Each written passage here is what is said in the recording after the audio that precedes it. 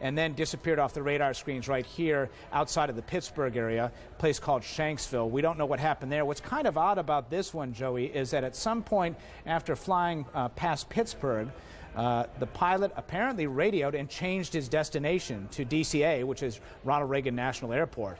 Unclear what that means. Now let me just kind of put this all onto one graphic, if you will. If we can put up that graphic, and I'll use the telestrator to show you exactly what's going on. All right, here are the important cities. First of all, let's take a look at 8 a.m. and see what happens at 8 a.m. And that was the first departure. Okay, this is the flight, American Airlines Flight 11. Was headed out this way to Los Angeles, 81 passengers, 11 crew member. Now, 8:15. United Flight 175 heads out a little different route across, also headed for Los Angeles. That was at 8:15. 8:21 a.m., Dulles Airport is your location, and that is American Airlines Flight 77, a 757, 58 passengers and crew. It headed off onto Los Angeles. We don't have a radar track on this, so I'm doing a little bit of speculation there. Finally, United Airlines Flight 93 at 8:43 as it departs Newark Airport and begins its trip all the way over to Cleveland. Now, let's get the impact times here. 8:45, the flight, American Airlines Flight 11, impacts in New York at the World Trade Center. 9:03, the United Flight 175 impacts at the World Trade Center. 9:45 a.m., and of course all these times are Eastern times, the flight, American Airlines flight that was headed from Dulles to Dulles to Los Angeles, hits at the I should have been drawing that to New York. I was drawing it to Washington. Hits at the Pentagon. My apologies on that. And then finally, United Air Flight 93 ends up in outside of Pittsburgh. I made a bit of a hash there, but that gives you a sense of how well coordinated this was and how sophisticated an operation this was. A couple of points to remember. The fact that if you can fly a 757, you can fly a 767, identical cockpits, so if you were training somebody to fly that aircraft, they're more or less interchangeable. But the point that is worth mentioning here is you had 4 large airliners on transcontinental flights with extreme deviations. The air traffic control system clearly was upset by this. I'm very curious to hear what they have to say about the radio transmissions and whether at some point the big picture was ever analyzed. It's done by individual centers. Maybe the big picture wasn't analyzed. Miles O'Brien, our correspondent, thanks very much for your insight into all this. Now we return to Aaron Brown up in New York. Aaron. Joey, Miles, thank you. That is a great point. You do wonder if air traffic controllers were ever able to put the pieces together, and if they were, what they must have thought, what went through their minds this morning when they realized that they had not one anomaly, but that they had several going on at the same time, all one heading to Washington and 2 heading here in New York. CNN's Tim O'Brien has been working the phones, as all of us have been throughout the day, and he joins us from Washington with an extraordinary piece of information on the Pentagon crash. Tim, are you there? I am. Our understanding is that Barbara Olson was on the plane, a frequent commentator on CNN and the wife of Solicitor General Ted Olson. She called her husband twice during the hijacking to tell him the plane had been hijacked. And they lost contact once, and she called back. After the first call, Olson called the command center at the Justice Department to inform them of this hijacking, and they said they knew nothing about it but would track it down. Barbara Olson told Ted the following story, that all the passengers were herded to the back of the plane, including the flight personnel, including the pilot. And the only weapons she mentioned were knives and cardboard cutters. You would think if there were a machine gun or any other kind of gun that she would have mentioned that. But the only weapons she mentioned were knives and cardboard cutters. I asked Ted if she made any reference to nationality of the hijackers or any suspicions about the motive, and he said she made no reference to that at all. They didn't have a whole lot of time to talk. She said to Ted, "What do I tell the pilot to do?" Somewhat typical of Barbara, a take-charge kind of person. But there was nothing they could do, and they're all trapped in the back of the plane. Did she, or was she able to tell Mr. Olson how many hijackers were on board the plane? or at least how many she may have seen? I asked Ted that. He said no, but she referred to them as more than one. More than one. Incidentally, she wasn't even supposed to be on this flight. She was booked on a flight yesterday, but today is Ted's birthday, so she wanted to be here this morning to have breakfast with him before she left. And Sad story. It's a horrible story, and one can only assume that it is one of many horrible stories that we will hear in the hours ahead. It says something about the world we live in, that people, while this was going on, were able to make cell phone calls. We heard earlier today of another call that was made from a plane, that there was some awareness on the ground, perhaps not formal awareness, but some awareness of what was going on, at least on some of those, excuse me, on some of those planes. Mr. Olson must be devastated. Well, you can imagine. He's surrounded by friends, but this is tough for everybody. It's tough for the country, but it's particularly tough for the loved ones. It is indeed. Tim, thank you for your efforts. Sure. Thank you for your efforts today. We appreciate that. Again, Barbara Olson, one of the 200-plus passengers on 4 different airliners, and we have no reason to believe that any of those people survived the crashes today here in New York, in Pennsylvania, outside of Pittsburgh, and at the Pentagon in Washington. We still do not have a very good feel, to be perfectly honest, for how many people have died today. We have no particular feel, to be perfectly honest, how many people have been injured. We can only surmise that we are talking in the hundreds, the thousands of people certainly have been injured today. How many of those will survive, we do not yet know. Judy? And Aaron, this may be another point where we want to say, God bless the souls of those who have lost their lives today or who are dying as we speak in hospitals and in places where they cannot be reached. I think even those out there who may not believe that there is a God, at a time like this, we all reach out for a higher being, and we want to believe that there is someone who can bring us salvation. Jamie McIntyre at the Pentagon, questions today about the whereabouts of some of the top people in government in the United States. We've known the president's been flying around the country. The vice president's been out of sight. The Secretary of Defense, Mr. Rumsfeld, has also been out of sight. What can you tell us about him, and what else is going on there? A short time ago, he did come out and inspect the damage here at the Pentagon, along with the Vice Chairman of the Joint Chiefs of Staff, General Richard Myers. We're so far away, though, we could barely see that it was them. It had to be pointed out to me by a Pentagon official who they were. The Secretary of Defense, although initially ran to the scene, apparently, of the tragedy and actually assisted getting some people onto stretchers, was then brought back to the National Military Command Center in the bowels of the Pentagon, a secure war room area where he has been receiving intelligence briefings and informational updates. The Pentagon says that it can account for all of the senior military leadership. None of them were killed in this attack. However, there have been some Jamie McIntyre, I'm sorry to interrupt. We're going to go to Israel. The Prime Minister of Israel, Ariel Sharon. Of terror attacks, the worst that had ever been seen. We express our deep regret and send our condolences, wholehearted condolences. We are ready to extend whatever aid and assistance is required. War against terror is an international war,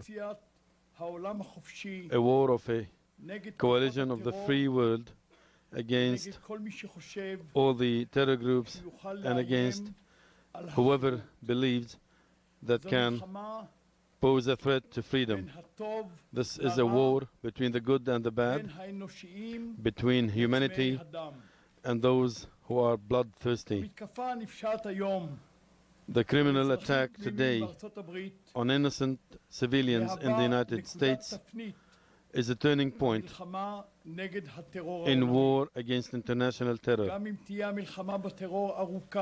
Even if the war against terror is long, and even if the terror will try to raise its head again, there won't be any room in the world in which terrorists, their assistants, and those who send them to be able to find a shelter or a refuge.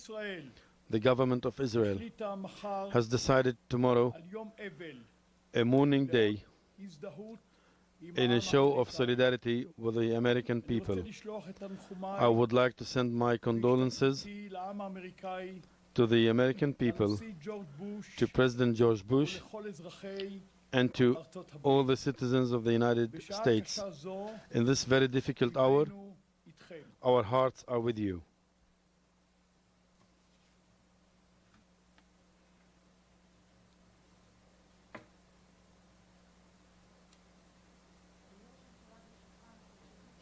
בערוץ הראשון, האם תוכל לומר לציבור בישראל מהם ההשלכות שיש עליו? Could you tell the Israeli public what are the impacts of these attacks on the people here?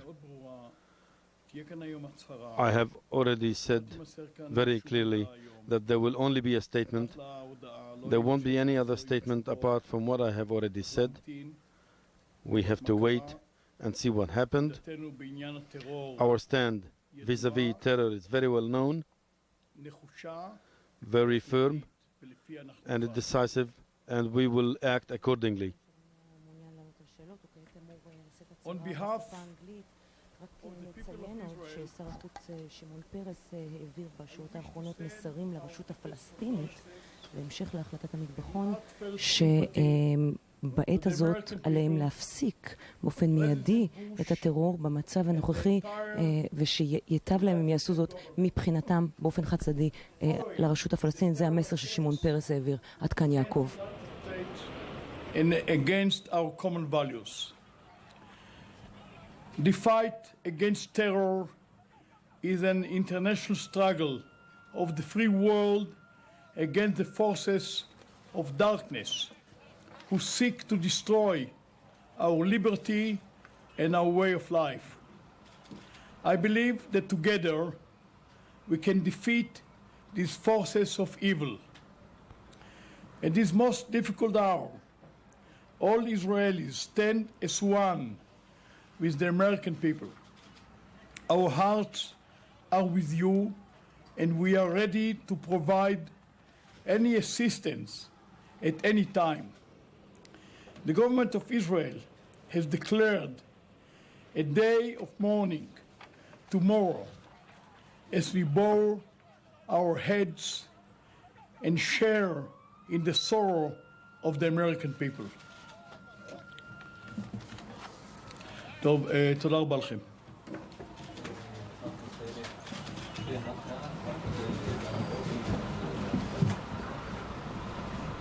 Israeli Prime Minister Ariel Sharon talking briefly with reporters, offering first of all his condolences to Americans, saying whoever believes or saying rather this has been a threat to freedom. He went on to say this is a criminal attack on innocent civilians, and he called it a turning point in the war against international terrorism. He went on to say, he said, even if this war is long, there will be no room for terrorists to find refuge. He also said that tomorrow in Israel will be a day of mourning. Now we want to go back to the Pentagon, to CNN's military affairs correspondent, Jamie McIntyre. You want to pick up where you left off, Jamie, describing the situation there and also what Secretary of Defense Rumsfeld is up to. Well, Judy, the fires are still burning here in some parts of the Pentagon, as you can see from some of the smoke that's coming up from behind me. There will be a recovery effort that will get underway fairly soon.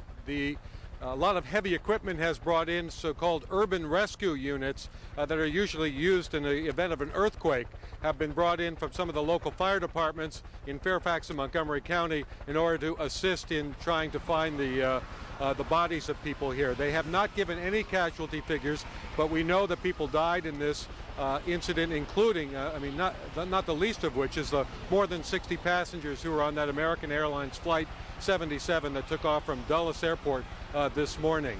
One of the eyewitnesses to this incident was a TV reporter himself who was in traffic and actually saw the plane come in. I talked to him earlier today. His name is Mike Walter of USA Today Live. I was heading in northbound on 27, and the traffic this morning, it was, a typical rush hour, had ground to a standstill, and I looked off, looked out my window, I saw this plane, a jet, American Airlines jet coming, and I thought, this doesn't add up, it's really low, and I saw it, it just went, it was like a cruise missile with wings, went right there and slammed right into the Pentagon. Huge explosion, great ball of fire, and smoke started billowing out, and then it was just chaos on the highway as people either tried to move around the traffic and go down either forward or backwards. We had a lady who was in front of me who was backing up and screaming, "Everybody go back, they've hit the Pentagon." And, it's just sheer terror.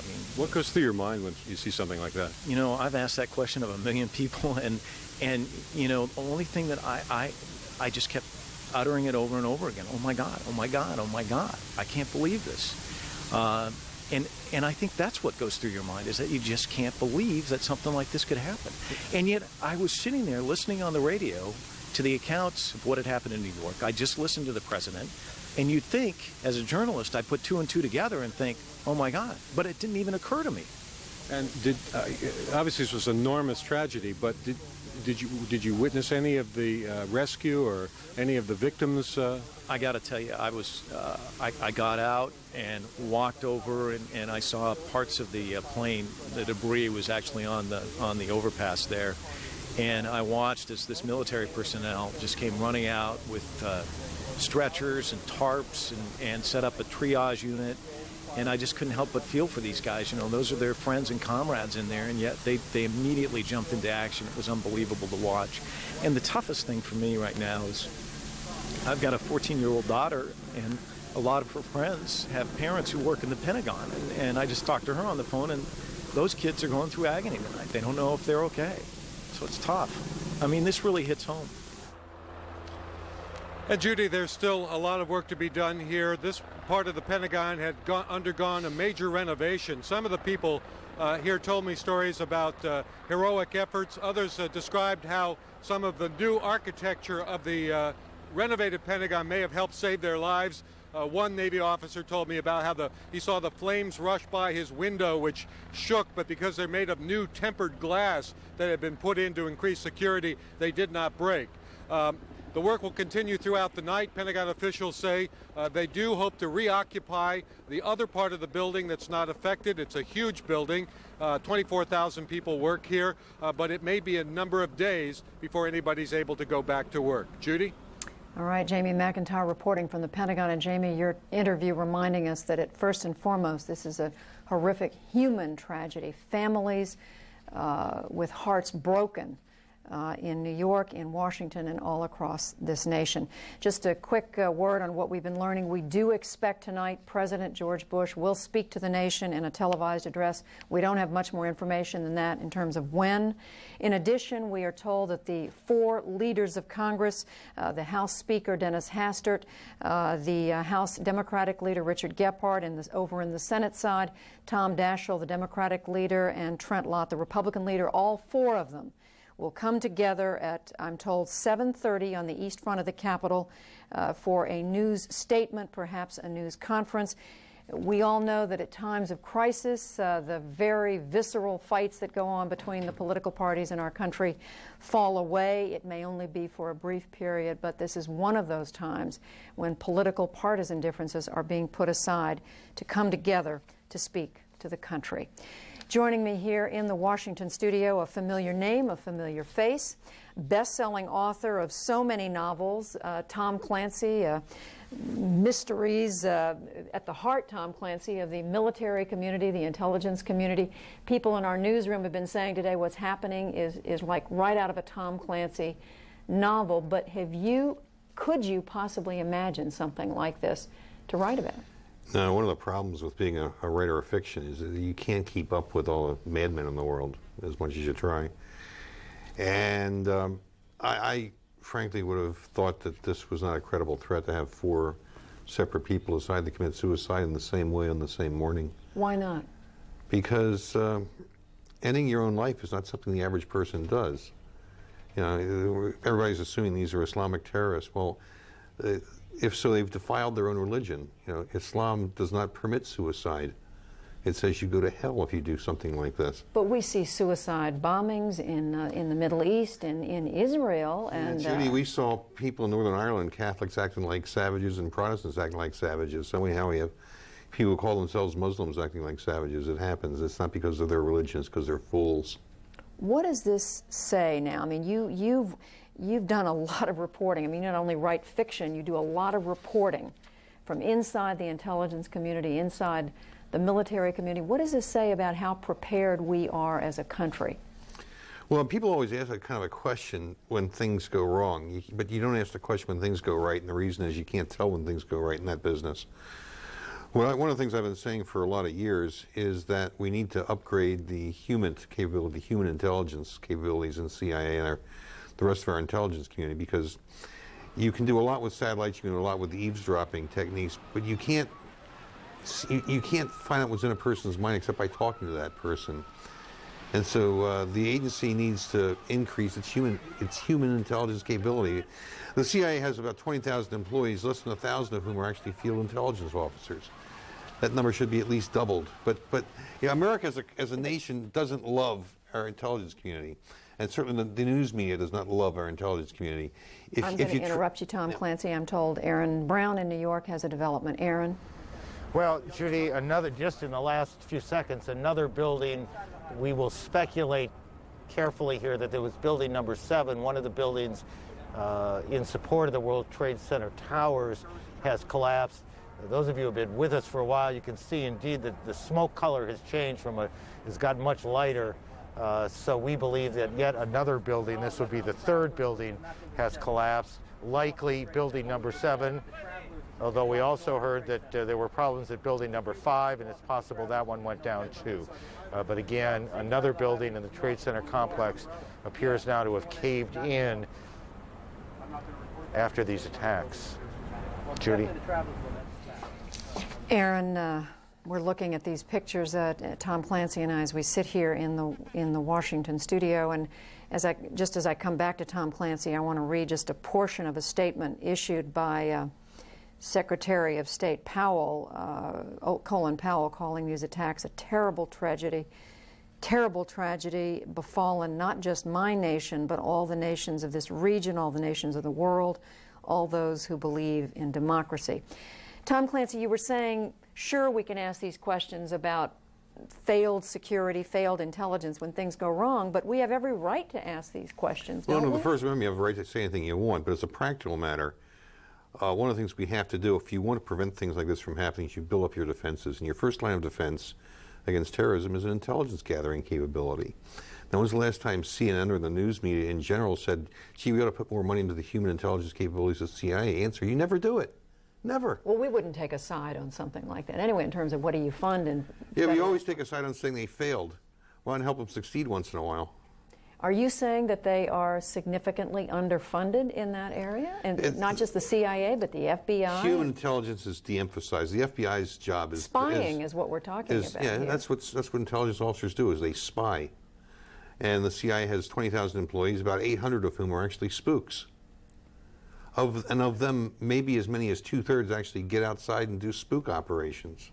And we know that... And we need to do better than that. We need to do more than that. You gather information of this type by putting people out on the street, same way cops gather information from informants. This isn't rocket science. It's just a matter of hiring the people and letting them do the work. But I'm going to turn it back over to Aaron, but my question is, how do you know what to believe? We had an Arab journalist in London just today saying, we had this information a few weeks ago, it was coming, we didn't know whether to believe it. Now back to Aaron in New York. Thank you. We've talked a number of times today about the fact that it is simply too dangerous for officials to get in and around these buildings. It's so very, very dangerous, and the proof of that, just a few moments ago when another building in the complex that is the World Trade Center, or was the World Trade Center, collapsed. Maureen, we can show you what that looked like. These are taped pictures taken literally just a few moments ago when that building went down. We are seeing them for the first time. this is, correct me in the booth, but I believe that was, in fact, a piece of tape that we got just a bit ago of the second plane hitting the South Tower of the Trade Center just a little bit after 9 o'clock this morning.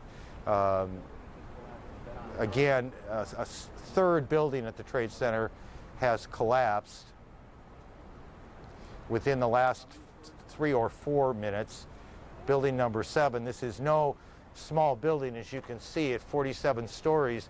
It would stand out in most American cities. It looks small, I guess, when you look at what was the 100+ stories of the World Trade Center, but building number 7, it's 40+ stories, almost 50 stories, collapsing as well. And if we can go back to the tape and see it one more time, and I'll look at it with you. Again, this occurred just in the last several moments around the Trade Center building.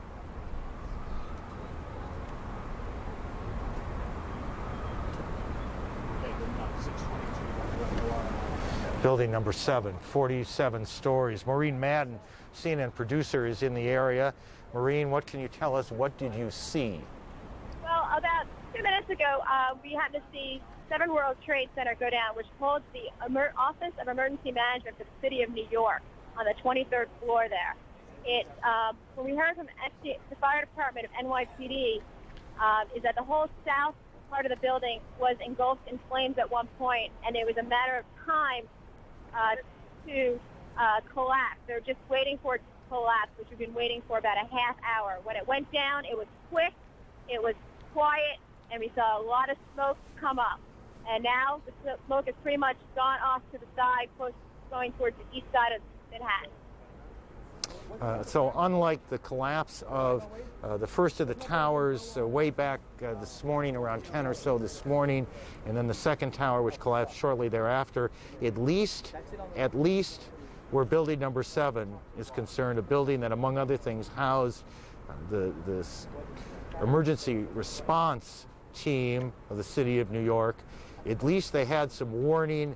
They had signs that this might happen, and they were able to get as many people away from the area. And the people in the area, of course, are firefighters, EMS personnel, and literally thousands of police officers who have cordoned off the area.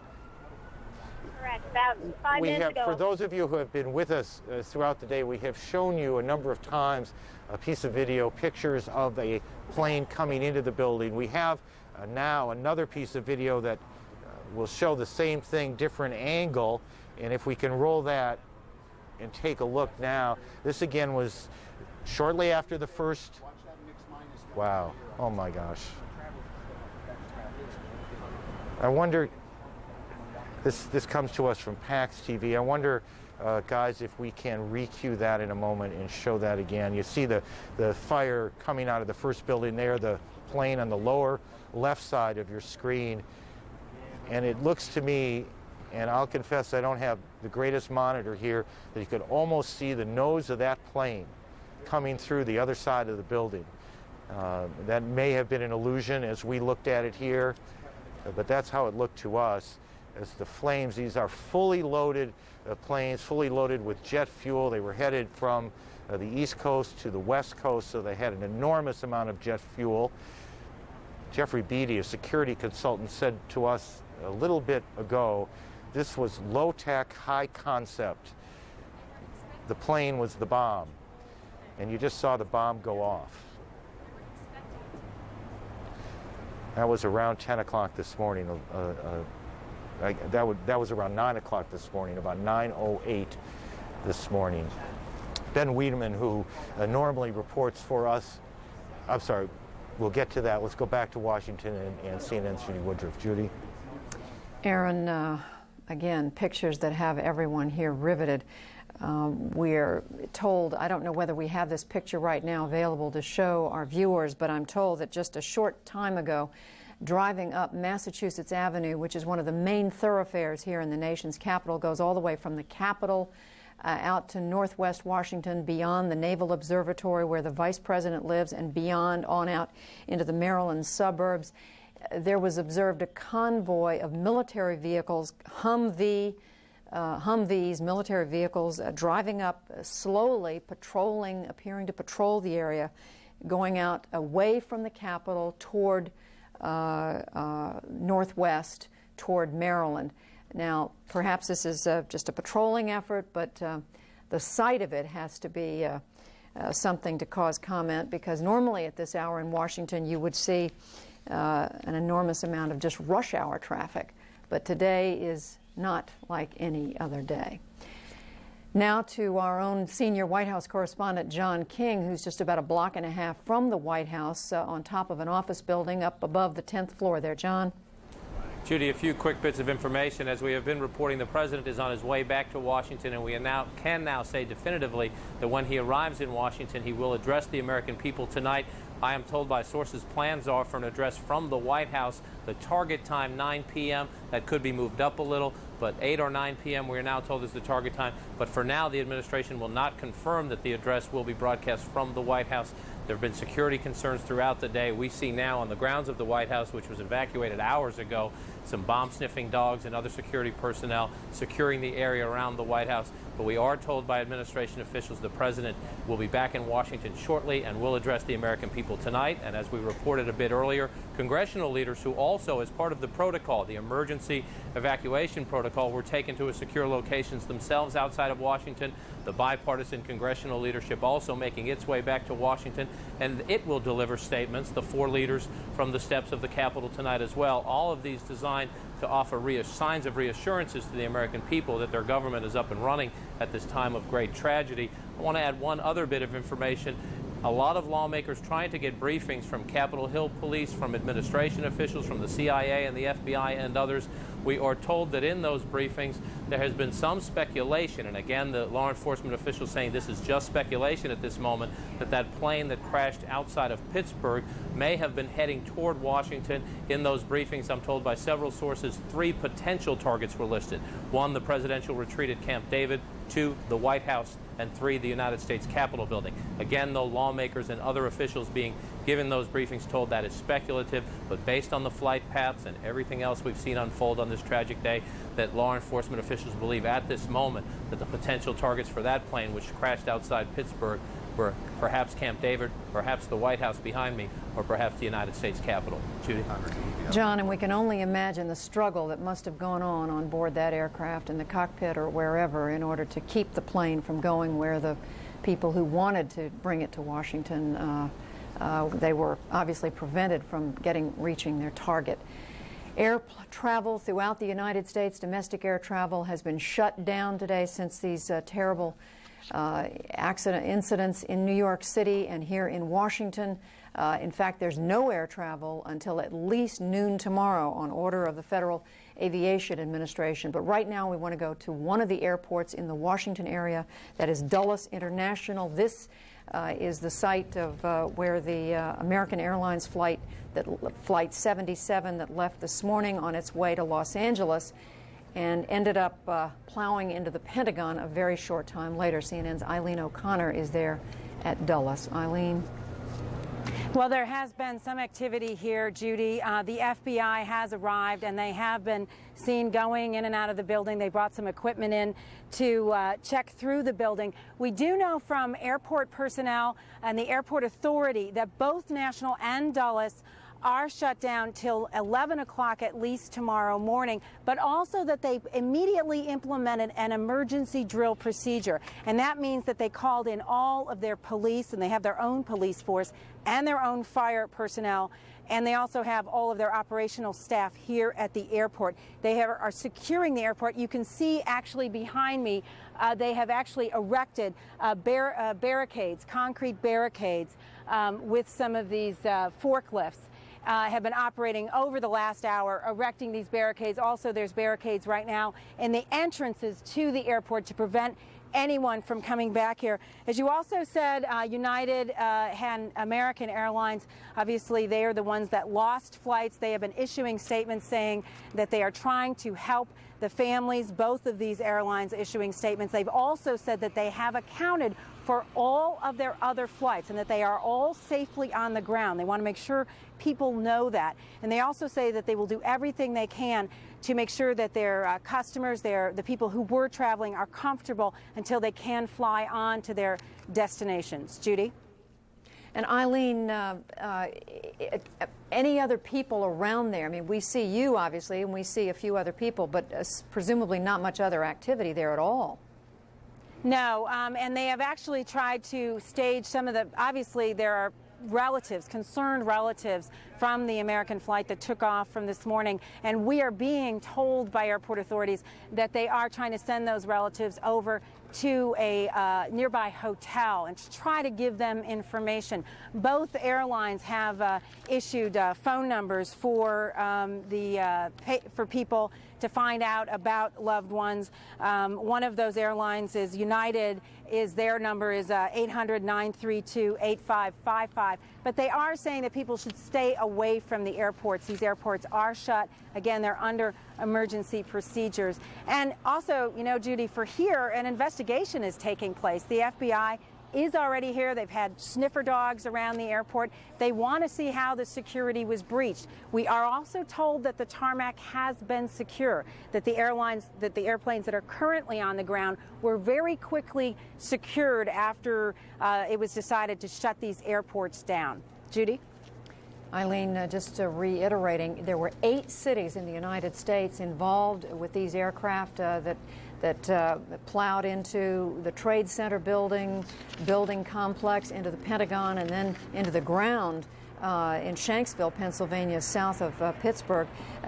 2 planes took off from Boston, 1 from Newark, 1 from Dulles near Washington, where you are. 3 of those flights were headed for Los Angeles, 1 for San Francisco. Of course, none of those flights reached their intended destination. Now back to Aaron in New York. Judy, thank you. It is, I know for many of you around the country, you are making your way home.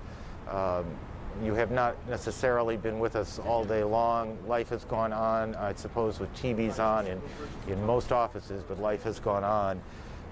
I just wonder if we can take a shot of the building behind me, the World Trade Center building, and just take a moment to try and absorb, not with the facts, not with the pieces of information, but just look at that scene and think about what happened today. There were 50,000 or so people who came to work on a beautiful late summer morning here in New York, in those 2 towers that are now gone. These are people with families, with children, people who had offices and have them no more, people whose lives are forever changed. And it happened in a space of very few minutes. 8:48 this morning it began. A few minutes later, at about 9:08, a second plane zoomed towards the unhit tower, the second tower. You see it in the lower part of your screen. And it just slices that tower in half. If we can re-rack it and show it again so you'll know where to look, you'll see the plane first in the lower left side of the screen coming at it, and there it goes. And what must it have been like in those buildings and on these hijacked airliners? We heard earlier that Barbara Olson, a frequent commentator here, was on the flight that was going to Washington, or had been hijacked to Washington. She called her husband and said that the hijacking was underway. She said that from what she could tell, the hijackers, and she didn't indicate how many, except there was more than one, were armed with just knives and cardboard cutters, that they had herded all the people on board this flight to the back of the plane, including the pilot. And she asked her husband, the Solicitor General, Ted Olson, who many of you will recall argued the post-election case before the Supreme Court, said to her husband, "What do I do?" And shortly after that, that plane with Ms. Olson and many more crashed at the Pentagon. General Wesley Clark joins us from Little Rock. General Clark has been with us a number of times today. General, I wonder if you will weigh in for a second on this debate or this discussion that has been going on for most of the afternoon here, which is, have we misapplied in some ways intelligence resources, that we have become so infatuated with what we can do with machines and high tech that we have inappropriately, I guess, spent less money, less time, less effort on the down and dirty human intelligence? Well, that's certainly a question that everyone is going to be asking, and it will be asked in official channels, and it will be asked to those who are best in a position to give that answer. My experience with it has been that I've heard this charge now for some 25 years in the intelligence business, and we have put emphasis into not only technical intelligence but human intelligence. But you know, it's very hard to get the kind of specific intelligence that would prevent something like this. Many of these people are members of a family. They come from a specific village, perhaps. Their background is known and vetted. They're carefully controlled. Their movements and communications are monitored. And it's difficult, no doubt, for any intelligence organization, no matter how well it's resourced and how courageous its members, to penetrate an organization like that and give us information. Intelligence is always characterized by a failure to know what you don't know. And I'm sure that we'll make improvements. There are always more things that could be done in the aftermath of something like this. But if there's one single message that comes through to me here, and I think will come through to many others, it's that it's not enough simply to put up the best defenses against terrorism, but that more active measures are no doubt called for, particularly in this case. When you say more active measures, you're talking about proactive? That's right. Preemptive measures. We've known a number of these groups have for a long time said they declared war on the United States. And we have dealt with them, we've fenced with them, we've cooperated with other governments against them, we've chased individuals, we've hauled some into court. But I think that not only do we have to ask ourselves, could we have learned more in this specific case, we have to also ask ourselves, could we have done more if we've been willing to take greater risks, if we've been willing to take more extraordinary measures earlier, to take some of these groups and these individuals at their word that they had declared war on us and they deserved to be taken seriously and they merited some preemptive action. And just perhaps stating the obvious, sir, when you talk about preemptive action, first of all, you got to be able to find the people you're taking the action against. Do we know where the right people are, so that if the country is going after these people, they get the right people? Well, I think that's always the problem. And there will always be a certain degree of uncertainty, and there'll be a certain degree of concern about this.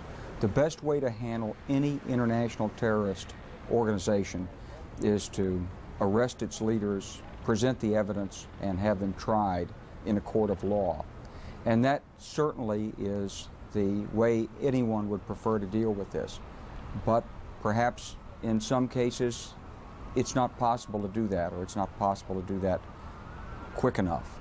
We'll have to ask those questions in the aftermath. It's not simply about intelligence, it's also about acting on intelligence. I mean, ultimately, sir, this is not simply a military or an intelligence question.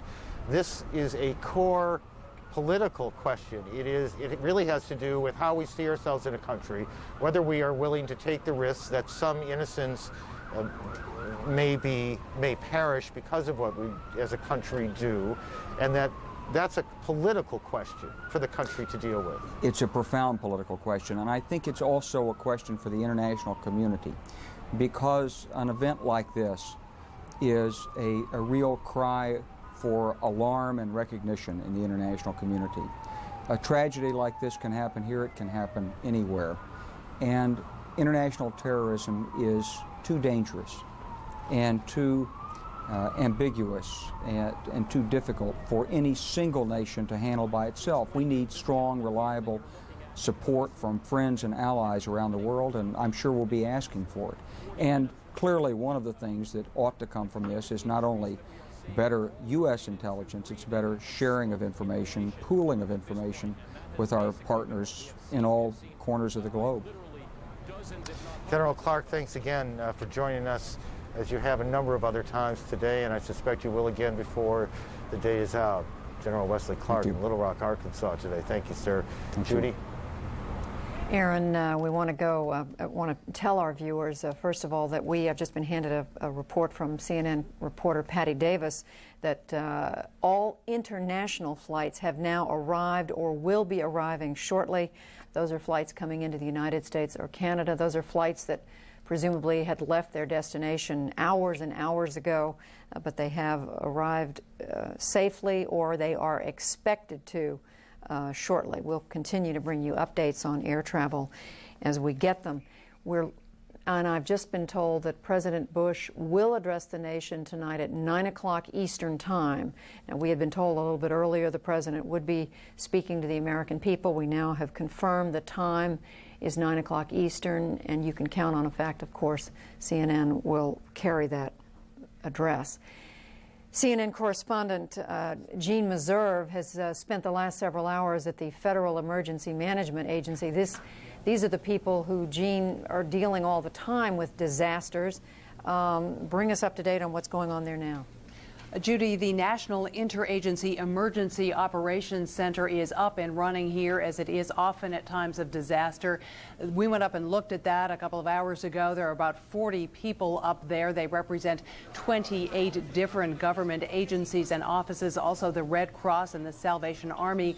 What they do is try and figure out what local and state officials need to help them deal with a disaster situation, and they have already made some moves today. They have dispatched urban search and rescue task forces. 4 of them have been sent to the Pentagon. 4 are en route to New York City. Another 4 have been activated, 3 of those in California, 1 in Missouri. Last time I was able to speak to an official here, they were trying to figure out how to get them to New York City. Apparently it was going to take a military airlift because, of course, there is no commercial air traffic at this time. Each of those task forces consists of 62 people and about 60,000 pounds of equipment. That's medical gear, tools, dogs, food. The idea is they are supposed to be able to be self-sufficient for 72 hours at a stretch. They provide a wide array of services. They will do search and rescue. They can shut off utilities. They can check the structural integrity of buildings. There are a total of 28 of these task forces around the country. We've been told that the other 16 most of them have been put on alert status, but they have not yet been activated and given orders to move. In addition, disaster mortuary affairs teams, 4 of them have been sent to New York City, 3 of them to the Pentagon.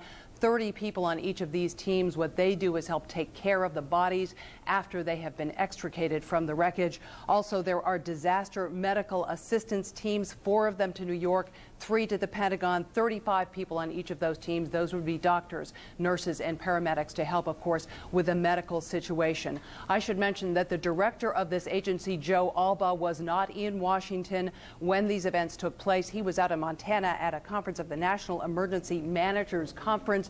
This is all the state emergency directors from around the country. He, of course, immediately made moves to get back to Washington. We believe he is now on his way here. Judy, back to you. All right, Jeanne Meserve telling us about the teams of experienced people who are being deployed from FEMA. That's the nickname for the Federal Emergency Management Agency, headquartered here in Washington. But right now, teams of people being sent out, deployed to the sites of these horrific disasters. The New York Twin Towers, World Trade Center. You're still looking at those live pictures on the right part of your screen here in Washington, to the Pentagon, the site of another airplane crash. Joining us now from Charlottesville, Virginia, former Secretary of State Lawrence Eagleburger. He was Secretary in the administration of the first President, George Bush.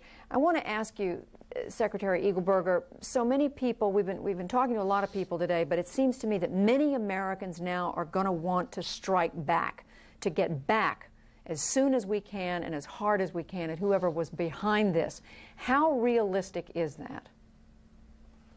Oh, boy, that's a very tough question. Well, it won't be quick, I think. It'll take us some time to organize ourselves, try to figure out who was responsible for this. Although, I might say, by the way, that's less of a concern to me than it will be to a number of others. We know who most of the terrorists are. We may not know which ones did this, although they have to have been very, very well organized and very well financed. But getting back at it almost is the wrong way, I think, to put this. So that's what a lot of people will want. What I think we need now to understand is this really is a war with terrorism, and we need to be prepared to act as if we are at war, and that does not necessarily mean that you have to strike back only at those that you know were the perpetrators of this thing. Well, what does it mean? We know a lot of terrorists around the world, and we know a lot of governments that have financed and supported terrorism. And you start with Osama bin Laden, I suppose, and you start with the Afghans. Well, what can you do, Mr. Secretary? Well, what you do, and this is what you do, is you strike at them militarily. I mean, I know this is going to sound awful, but my point is there's only one way to begin to deal with people like this, and that is you have to kill some of them, even if they are not immediately, directly involved in this thing. We do know that the Taliban and the government of Afghanistan has mothered Osama bin Laden for years.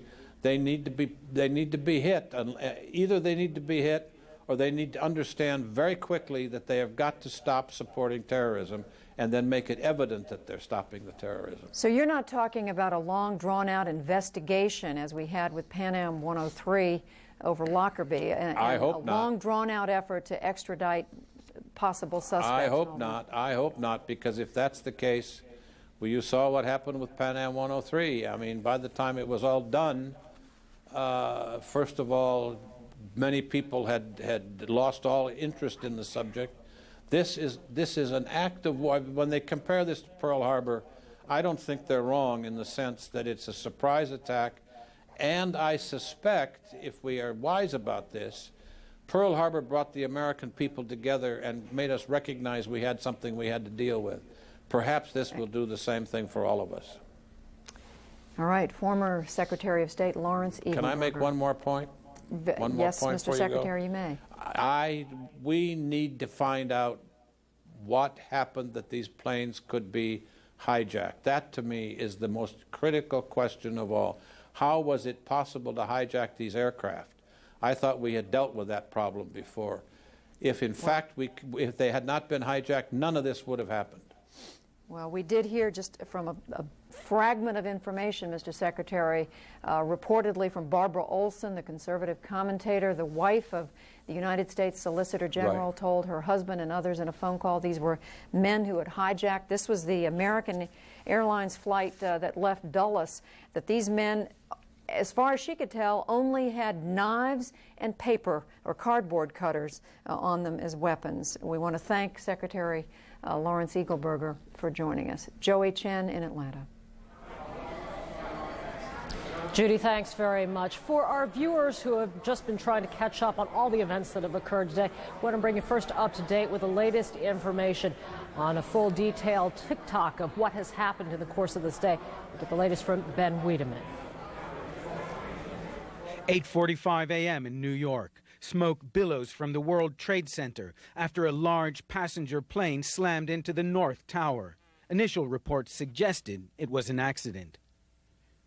9:03, another airliner hits the Trade Center's South Tower, an explosion bursting from the building's upper floors.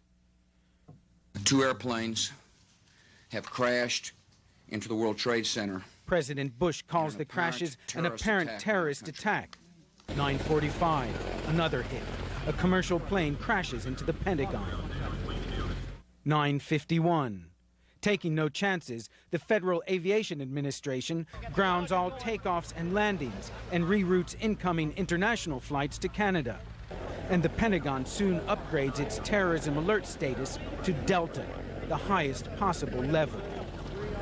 10 a.m. Back in New York, the Trade Center's South Tower crumbles to the ground. 10:29, the North Tower collapses. These buildings were once the tallest in the world.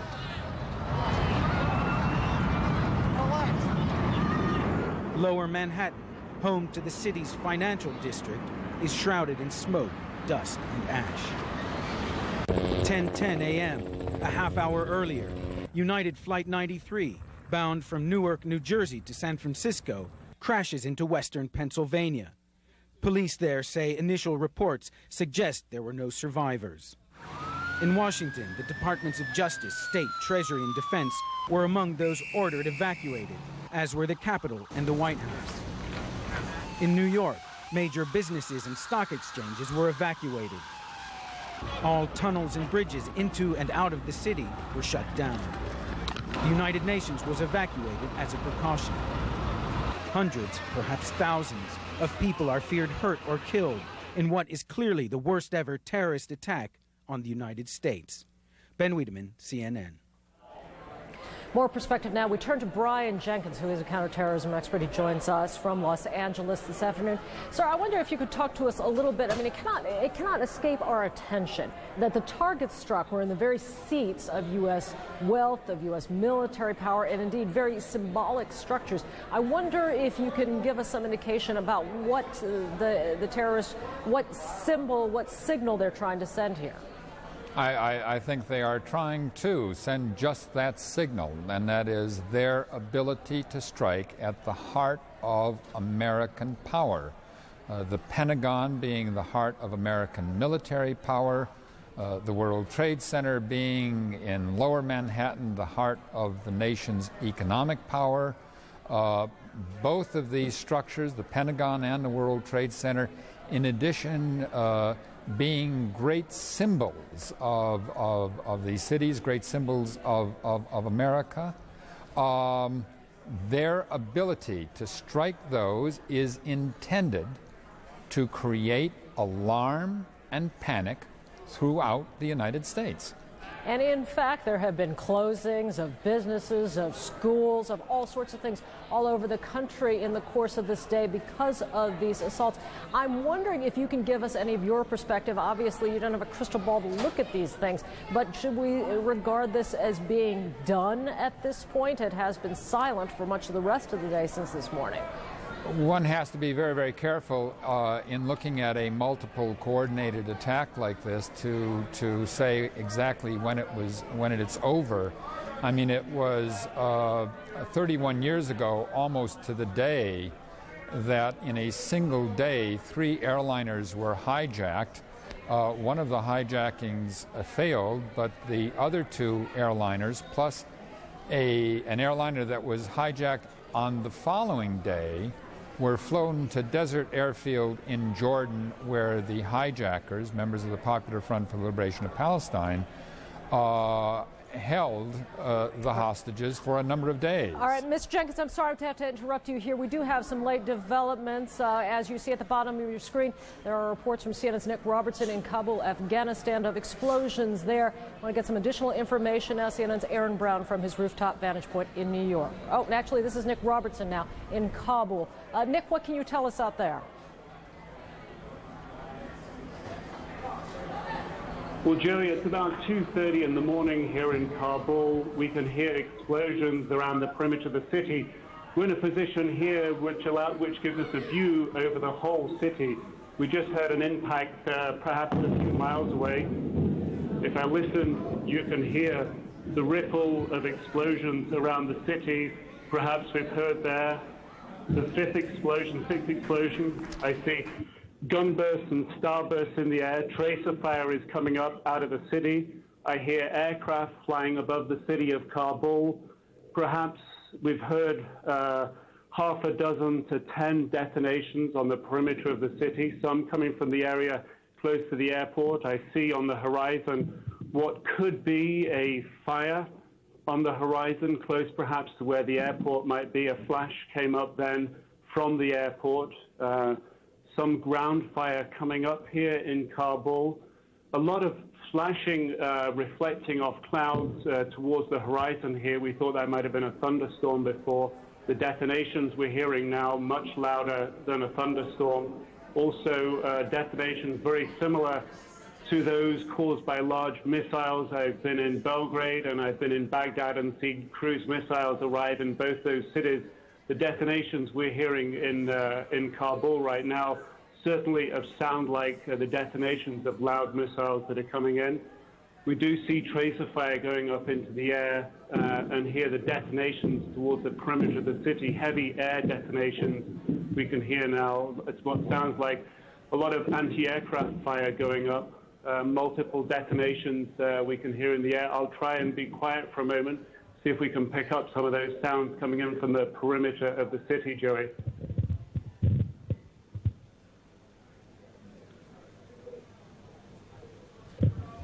Very quiet at this particular moment. The city still tracer fire, rockets going up around the airport, tracer fire flying across the city in the direction of the airport. The city